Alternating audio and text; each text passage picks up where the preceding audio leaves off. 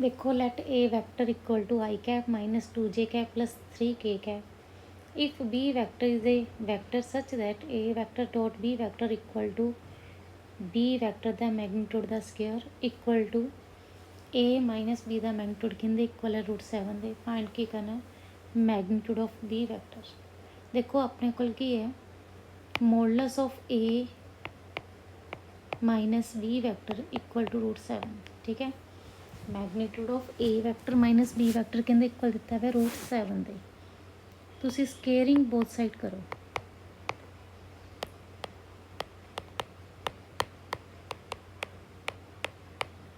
Square ना square root cancel out हो गया।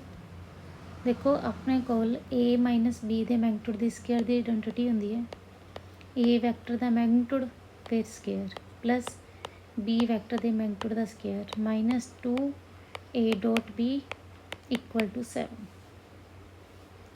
देखो अपने नू पता है ए वैक्टर दा मैग्नीट्यूड करके उनका स्केयर करते हैं तो वो कहते इक्वल होंदा है A vector dot A vector plus देखो बी वैक्टर दे मैग्नीट्यूड दा square minus 2 into A dot B है ए डॉट बी की वैल्यू कितनी दी हुई है बी वैक्टर दे मैग्नीट्यूड दा स्केयर इक्वल टू कितने है 7 ठीक है। ए डॉट बी की वैल्यू पुट करती है तो क्या गया माइनस 2 इंटू बी वैक्टर दे मैग्नीट्यूड दा स्केयर।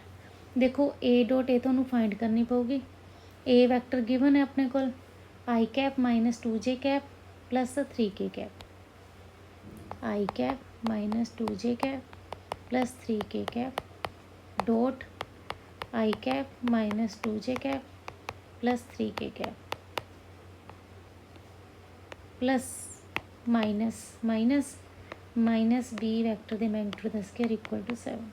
देखो डॉट कि करोगे 1 into 1 1 minus 2 into minus 2 plus 4 3 into 3 9 minus B vector दे मैग्नीट्यूड दा स्केयर इक्वल टू 7।